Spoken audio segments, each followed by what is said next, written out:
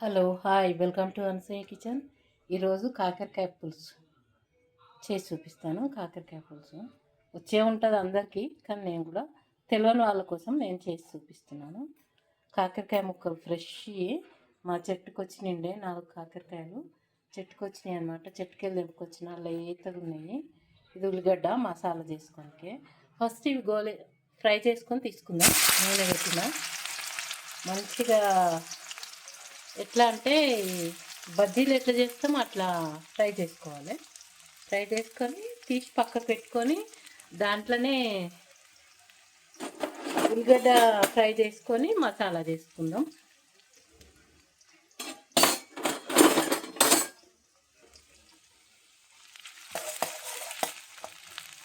పెద్దగా పొయ్యి పెట్టుకొని వేయించుకోవాలి. ఇట్లా వేయించి తీసుకోవాలి.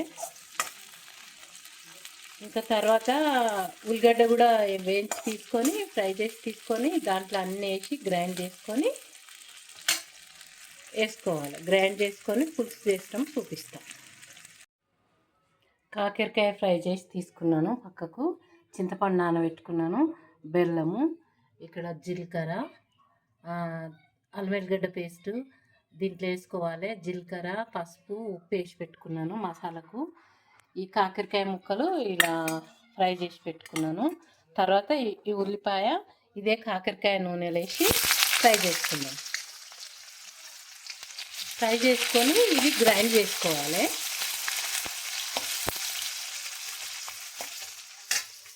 ఇప్పుడు దీంట్లో బెల్లం వేసుకుందాం. బెల్లము నీళ్ళల్లో వేసి నానబెడతా. చింతపండు, తగుపడ చింతపండు తెలియదు, నేనైతే చింతపండు ఎక్కువ వేసుకుంటున్నా. కొంచెం నువ్వులు, కొంచెం పల్లీలు, నా దగ్గర పౌడర్లు ఉన్నాయి, పౌడర్లు వేసుకుంటా. దీంట్లో కొంచెం ఇంత పల్లి పొడి, ఇంత నువ్వుల పొడి బాగా వస్తుంది. ఇది ఫ్రై అవుతుంది. ఫ్రై కానీ నేను దాంట్లో నువ్వుల పొడి వేస్తా. నువ్వుల పొడి వేసి ఇది ఫ్రై అయినాక ఇది దాంట్లో వేసుకొని గ్రైండ్ చేసుకున్నాం. ఇదైతే ఫ్రై అవుతుంది, ఇంకా కొంచెం ఫ్రై కావాలి.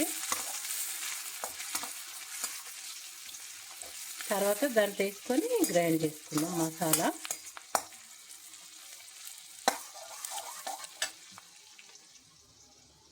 ఇప్పుడు పల్లి పొడి వేసిన, కొంచెం నువ్వుల పొడి వేసిన, కొద్దిగా పల్లి పొడి వేస్తా. నాకైతే ఇట్లా పొడులు రెడీగా ఉంటాయి. బెల్లం ఇంత ముక్క తీసి ఈ చింతపండు రసంలో వేసి నానబెడతా. ఎందుకంటే ఇది నానితే మెత్తగా అయిపోయి మంచిగా కలుస్తుంది కూరలో, పులుసులో, అందుకని. ఇప్పుడు కొద్దిగా జీలకర్ర, మెంతి గింజలు ఇందులో వేసుకుందాం. పులుసు కదా, ఇది వేస్తేనే బాగుంటుంది. తగపడ కారం కూడా వేసుకునే మసాలాలో. ఫస్ట్ మసాలా కంటే ముందు అల్లం వెల్లిగడ్డ పేస్ట్ వేసుకోవచ్చు. లేకపోతే నా దగ్గర అల్లం వెల్లిగడ్డ పేస్టు లేదు, నా దగ్గర ఎల్లిపాయ పేస్ట్ ఉంది. ఎల్లిపాయ పేస్ట్ వేస్తున్నా. చూడండి, ఇంత ఎల్లిపాయ పేస్ట్ వేస్తున్నా.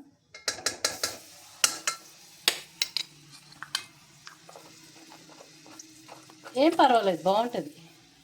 ఒట్టి ఎల్లిపాయ వేస్తే కూడా బాగుంటుంది. ఇప్పుడు మసాలా కూడా వేసుకున్నా.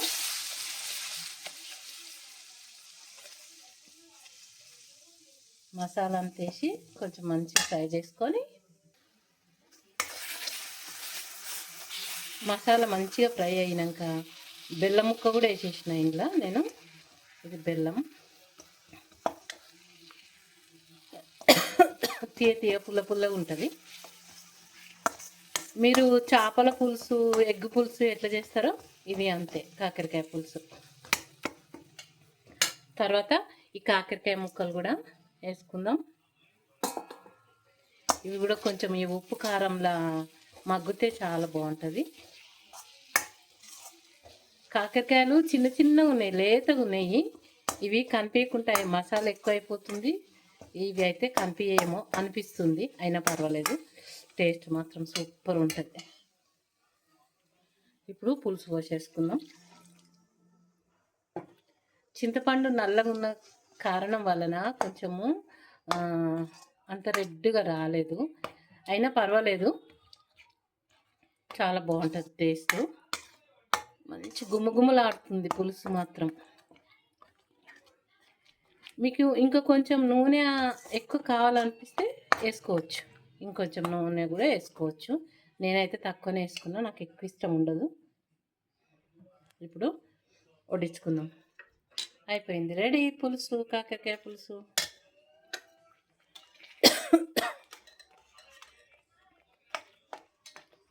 చిక్కగానే ఉంది, నాకు చిక్కగానే ఇష్టము. ఇక్కడ వడ్డించుకుంటున్నా, నేను ఎప్పుడు తినేస్తా. సూపర్ కాకరకాయ పులుసు. వీడియో నచ్చిన వాళ్ళు షేర్ చేయండి, తప్పకుండా సబ్స్క్రైబ్ చేసుకోండి. నా వీడియో నచ్చిన వాళ్ళు ఒక బెల్ లైక్ కొట్టండి, బెల్ కొట్టండి ఒకటి, ఓకేనా? కాకరకాయ పులుసు నా రెసిపీ. ఇంకా కొంచెం కూడా పులుసు పోయొచ్చు, మసాలా చాలా ఎక్కువ అయింది.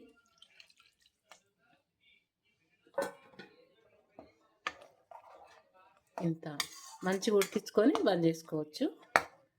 నేను ఇప్పుడు తినేస్తుంటాను. కమ్మటి కాకరకాయ పులుసు తప్పకుండా చేసుకొని తిని చూడండి, ఓకేనండి?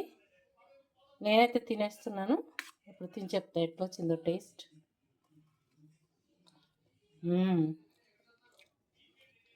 సూపర్,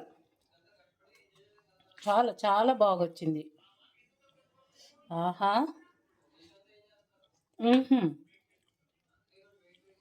ఆహా, ఏమి రుచి అన్నట్లు వచ్చింది. చాలా కమ్మగా ఉంటుంది, ఇలా చేసుకొని తిని చూడండి, ఓకేనండి? బాయ్ అండి, బాయ్. నచ్చిన వాళ్ళొక నాకు లైక్ పెట్టండి. మీకు ఎలా వస్తుందో, మీకు ఎలా కుదిరిందో చెప్పండి నాకు కామెంట్స్ రూపంలో. ఓకే అండి, బాయ్.